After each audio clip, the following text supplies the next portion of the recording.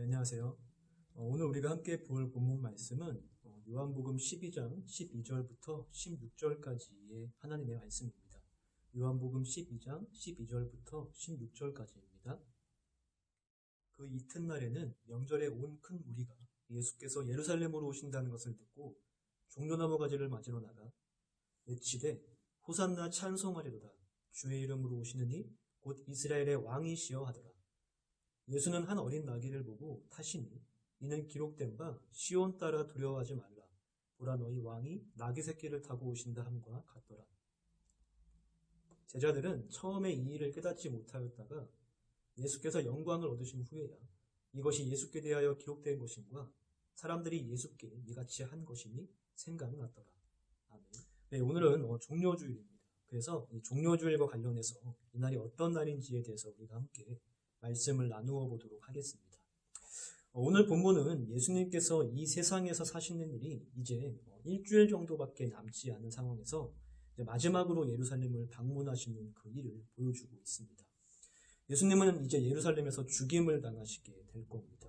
근데 예수님께서 잡히시고 많은 고난을 당하신 후에 십자가에서 죽임을 당하실 것이다 라고 하는 사실에 대해서 아무도 모릅니다. 예수님 외에는 아무도 몰라요. 심지어 예수님과 늘 함께했던 제자들도 지금 일어나고 있는 이 일의 의미를 전혀 깨닫지를 못하고 있습니다. 근데 제자들이 좀 당황스러웠을 거예요. 왜 그런가 하면 예수님의 태도가 좀 변했거든요. 이전까지는 예수님께서 늘 자신의 정체를 숨겨 오셨었습니다. 제자들에게 내가 그리스도 메시아다라고 하는 사실을 알리지 말라라고 그렇게 명령하시기도 하셨고요. 회당장 야이로의 죽은 딸을 살리셨을 때에도 이 사실을 아무에게도 알리지 말아라 라고 그렇게 말씀하시기도 하셨고요. 그리고 물고기 2마리와 보리떡 5개로 5,000명을 먹이셨던 이 오병이어의 사건을 일으키셨을 때에도 사람들이 예수님을 왕으로 삼으려고 하시는 것을 아시고서 예수님께서는 이 사람들을 피해서 혼자 산으로 가시기도 하셨습니다. 예수님은 내 때가 아직 이르지 아니하였다라고 그렇게 말씀하시면서 자신이 그리스도라고 하는 사실을 숨겨 오셨습니다. 근데 오늘 본문에서 보여주는 예수님의 모습은 이전과는 뭔가 좀 달라요. 예수님이 예루살렘에 들어가시니까 사람들이 이 종려나무 가지를 흔들면서 13절 말씀 보세요. 호산나 찬송하리로다 주의 이름으로 오시는 이 곧 이스라엘의 왕이시여 라고 그렇게 막 소리를 지르는데 예수님께서 그동안은 그렇게 숨겨오셨던 그것을 지금은 다 받으십니다. 사람들은 분명하게 예수님을 그리스도, 메시아, 이스라엘의 왕이시여 라고 그렇게 고백하고요. 예수님은 자신을 이스라엘의 왕으로서 찬송하는 것을 거절하지 않으시고 이제 다 받으시는 그러한 모습을 보이시는 겁니다. 근데 오늘 본문에서 우리가 좀 주의 깊게 살펴볼 내용들이 몇 가지 있습니다. 첫 번째는 종려나무 가지입니다. 엄청나게 모인 많은 사람들이 예수님을 향해서 이 종려나무 가지를 흔들면서 예수님을 환영하고 있어요. 근데 이 종려나무 가지가 어떤 의미를 가지고 있는 거냐면 레위기 23장 40절에도 나와 있듯이 이 종려나무 가지는 기쁨을 표현하는 도구였습니다. 그러니까 기쁨의 상징인 것이죠. 근데 예수님 당시에 이 종려나무 가지는 기쁨을 표현하는 상징 그 이상의 의미를 가지고 있었습니다. 어떤 거였냐면 일종의 민족주의적인 독립정신을 부추기는 그러한 상징적인 의미가 이 종려나무 가지에는 있었습니다. 왜 그런가 하면 이때 당시에 이제 이스라엘은 로마의 지배 아래서 로마의 속국으로 있었거든요. 근데 이보다 한참 전인 예수님께서 오시기 전 주전 586년에 유다가 바벨론의 멸망을 당해서 이제 바벨론의 속국이 됩니다. 바벨론의 식민지가 된 것이죠. 근데 바벨론이 나중에는 페르시아의 멸망을 당하면서 이 이스라엘 백성들은 이제 페르시아의 지배 아래 페르시아의 속국이 됩니다. 그리고 또 한참 뒤에는 페르시아 다음에 헬라의 속국이 됩니다. 그러니까 유대인들은 한 번도 독립을 누려본 일이 없이 이방 나라의 지배 아래서 식민지 생활을 계속 해오고 있는 거예요. 그러던 중에 이 마카비우스라고 하는 사람이 등장을 해서 독립운동을 일으킵니다. 그러니까 400년 넘게 이어져 오던 이 식민지 생활로부터 유다의 독립을 가지고 오는 일이 일어난 겁니다. 그런 상황에서 전쟁에서 승리한 이 마카비가 예루살렘으로 이제 입성을 하는데 그때 이제 사람들이 종려나무 가지를 흔들면서 전쟁에서 승리한 그 마카비를 환영하고 또 축하하는 일들을 벌였습니다. 이게 이제 한우카라고 하는 것이죠. 이 한우카는 이제 성경에서 수전절이라고 하는 것으로서 기록이 되어 있어요. 이 한우카는 성경에서 명령된 절기는 아니었어요. 근데 이스라엘 사람들에게는 굉장히 중요한 날로서 그렇게 기념되는 날이었습니다. 왜냐하면 너무나 오랜 세월을 남의 나라 밑에 살던 이 이스라엘 사람들에게는 마카비가 일으킨 이 혁명, 이 마카비 혁명이 너무나 시원한 사건이었거든요. 아주 잠깐이긴 했지만 독립을 경험했던 사건이었어요. 근데 예수님께서 입성하실 때 이 백성들 손에 다시 한번 이 종려나무 가지가 들려진 거예요. 이 얘기는 어떤 것인가 하면 어떤 의미를 담고 있냐면 이런 겁니다. 당신이 우리의 메시아입니다. 당신이 우리의 왕입니다. 이제 우리가 당신에게 원하는 것은 오래전 마카비우스가 시리아의 손으로부터 우리를 구원하고 독립시킨 것처럼 당신이 이제 우리를 로마의 손에서부터 구출해 주십시오. 우리에게 독립을 가져다 주십시오.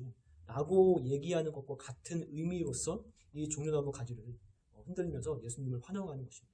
그리고 우리가 기억할 건 뭐냐면 지금 이때가 이스라엘 절기로 6월절이었습니다. 6월절이 어떤 절기인지는 모두가 다 알고 있죠. 모세가 이집트에서 이제 이스라엘 백성들을 데리고 출애굽했을 때 하나님께서 이집트에 이제 마지막 재앙으로 이제 장자를 다 죽이시는 그러한 재앙을 내리시거든요. 근데 이스라엘 사람들에게는 이런 명령을 하세요. 양을 한 마리 잡아서 죽여서 그 양으로부터 나온 피를 집에 이제 문설주와 임방, 좌우와 위아래 그 문설주와 임방에 그 피를 바르라 라고 명령하셨습니다. 그리고 그날 저녁에 잡은 양으로 온 가족이 이제 식사를 해라 라고 그렇게 명령하셨죠. 그러면 그렇게 식사를 하고 있으면 그날 밤에 여호와의 사자가 이집트 전역을 돌아다니면서 사람뿐만 아니라 가축까지도 처음 난 장자들은 다 죽이시는 그러한 심판을 행하셨습니다. 근데 하나님께서 약속하신 대로 이 어린 양의 피가 그 문설주와 임방에 발라진 그 집은 여호와의 사자가 그 장자를 치지 않고 넘어갔습니다. 패스오버 하는 것이죠. 이것이 이제 6월절이죠. 이게 상징하는 바가 뭐냐면 대속이에요. 양을 죽임으로 말미암아서 내가 받아야 될 그 형벌을 양이 대신 받음으로 내가 받을 그 형벌이 면제가 됐다라고 하는 것을 가리키는 그 의미가 이 사건 안에 담겨져 있는 것입니다. 그걸 기념하는 게 이제 6월절인데 이 6월절이야말로 예수님께서 십자가에 못 박혀 죽으심으로 말미암아서 우리가 받아야 하는 그 모든 형벌을 예수님이 대신 받으심으로 우리의 죄가 모두 면제됐다라고 하는 것에 대한 가르침을 가장 잘 예표해 주는 절기가 바로 이 6월절입니다. 그러니까 6월절은 우리도 이집트 사람들과 같이 똑같이 죽어야 하는 존재들인데 어린 양이 대신 죽음으로 말미암아서 은혜로 우리가 대속을 받고 하나님의 백성이 되었다라고 하는 것을 기념할 뿐만 아니라 장차 우리의 죄를 위해서 십자가에서 못 박혀 죽고 부활하심으로 우리를 모든 죄로부터 대속할 메시아 그 그리스도께서 우리 가운데 올 것이다 라고 하는 것을 소망하는 의미를 가지고 있던 게 6월절이었습니다. 그러니까 이 6월절의 핵심은 대속할 메시아예요. 우리의 죄를 대신 속죄해 줄 메시아를 기다리는 것이죠. 그런데 이 사람들은 6월절에 마땅히 기념해야 될 이 대속할 메시아를 기념하지 않고 아까 얘기했던 한우카를 기대하고 있는 거예요.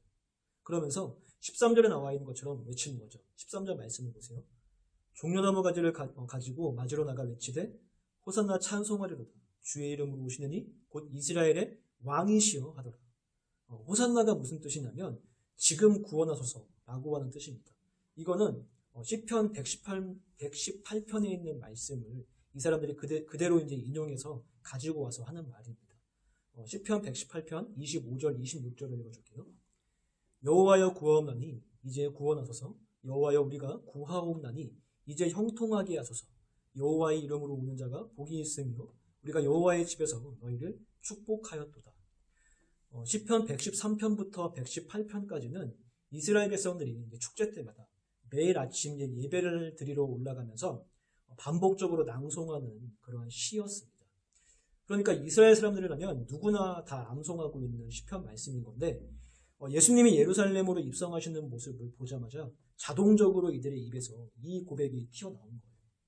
이 시편 말씀은 하나님의 말씀이고 너무나 좋은 말씀입니다. 근데 지금 이 사람들이 이 시편 말씀을 인용할 때는 이렇게 생각하는 거죠. 죄에서의 구원이라고 생각하지 않고 로마 제국에서의 구원이라고 생각을 하면서 예수님을 환영하고 있는 모습입니다. 생각해 보세요. 예수님이 오병이어의 기적을 일으키셨어요. 그러면 배고플 걱정이 없는 거죠. 병자들을 고치고 죽은 사람을 살리기도 하셨습니다. 그러면 죽음이 두렵지가 않죠. 그러면 로마하고 전쟁하다가 누가 죽어도 예수님이 살아나라 라고 명령하시면 또 살아나서 일어나 또 싸우고, 그리고 식량 걱정을 할 필요가 없는 거예요. 그래서 많은 사람들이 이 사람이야말로 진정한 메시아이시다.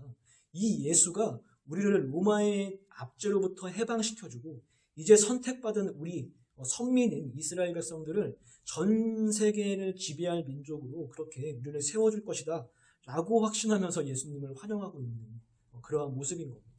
그러니까 사람들은 자신들을 배불리 먹여주고 또 로마를 무찔러서 온 세계를 이스라엘의 발밑에 둘 수 있게 해줄 왕으로서의 예수님을 기대하고 있는 거예요.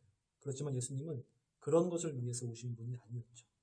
죄를 대속할 메시아로서, 그리스도로서 이 땅 가운데 오셨습니다. 예수님께서 가져오실 평화는 이 사람들이 기대하는 평화하고는 전혀 다른 평화였습니다. 사람들이 지금 예수님을 향해서 종려나무 가지를 흔들면서 호산나라고 그렇게 외치고 있잖아요.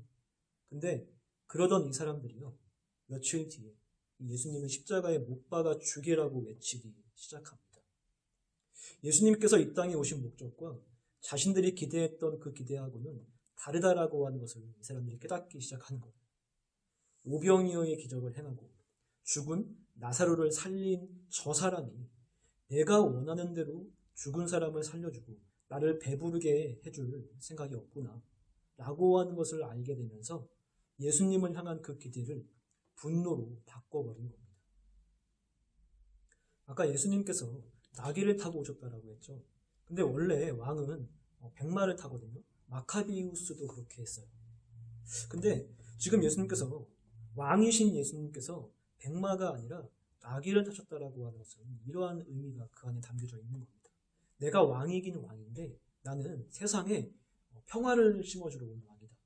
나는 로마나 헬라를 정복하려고 하는 왕이 아니고 죄와 사단을 정복하러 온 왕이다. 그래서 죄인들을 구원하고 세상에 정의와 화평을 심어주러 온 왕이다 라고 그렇게 얘기하시는 것입니다. 그런데 예수님께서 뭘 타셨다라고 하는 얘기가 여기에만 나오는 게 아니에요. 우리 요한계시록을 한번 봅시다. 요한계시록 19장 11절부터 14절까지 말씀을 볼게요. 또 내가 하늘이 열린 것을 보니 보라 백마와 그것을 탄 자가 있으니 그 이름은 충신과 진실이라. 그가 공의로 심판하며 싸우더라. 그 눈은 불꽃 같고 그 머리에는 많은 관들이 있고 또 이름 쓴 것 하나가 있으니 자기밖에 아는 자가 없고 또 그가 피 뿌린 옷을 입었는데 그 이름은 하나님의 말씀이라 칭하더라. 하늘에 있는 군대들이 희고 깨끗한 세마포 옷을 입고 백마를 타고 그를 따르더라. 예수님께서는 지금 나귀를 타고 입성하셨어요. 근데 예수님은 장차 백마를 타고 이 땅에 다시 오실 것입니다. 재림하실 때 예수님이 이 땅에 다시 오실 때에는 백마를 타고서 온 우주를 심판하시기 위해 이 땅에 오실 것입니다. 근데 중요한 것이 있어요. 지금 우리가 나귀를 타고 이 땅 가운데 오셔서 통치하시는 이 예수님을 믿고 따르고 섬기지를 않잖아요. 그러면 장차 백마를 타고 오실 예수님께서는 결코 저와 여러분들을 영접해 주시지 않으실 것입니다. 백마를 타고 오신 분으로서 온 우주를 심판하실 것입니다. 예수님께서 왜 예루살렘에 입성하셨는지에 대해서 디도서 2장 14절에 이렇게 얘기해 주고 있어요. 이 말씀만 읽고 마치겠습니다. 그가 우리를 대신하여 자신을 주심은, 이 말은 이런 거예요. 예수님이 십자가에 못 박혀 죽으신 이유, 모든 불법에서 우리를 속량하시고 우리를 깨끗하게 하사 선한 일을 열심히 하는 자기 백성이 되게 하려 하십니다. 예수님께서 나귀를 타고 입성하셔서 십자가에 못 박혀 죽으신 이유, 우리가 계속 지어오던 그 죄를 앞으로도 계속 잘 지으면서 내가 필요로 하는 것을 예수님이 채워주시기 위해서 예수님이 십자가에 못 박혀 죽으신 것이 아니라고 하는 말씀이죠. 예수님이 십자가에 못 박혀 죽으신 이유는 내 안에 하나님을 슬프시게 하고 하나님과 나와의 관계를 끊어버리고 우리를 지옥으로 끌고 가려고 하는 그 죄를 사하시기 위해서, 그 죄를 없이 하시기 위해서 십자가에 죽으셨습니다. 네, 우리가 내일부터 이제 고난주간으로 한 주간을 보내게 됩니다. 우리 예수님께서는 내가 평소에 아무렇지 않게 즐기고 있던 그 죄를 죽이시기 위해서, 그 죄의 지배로부터 우리를 자유롭게 해주시기 위해서 많은 고난을 받고 십자가에 죽으셨다라고 하는 것을 우리가 한 주 동안 잘 묵상하면서 예수님의 은혜에, 십자가의 그 구속의 은혜에 감사하면서 그렇게 보내는 우리 저와 여러분들이 됐으면 좋겠습니다.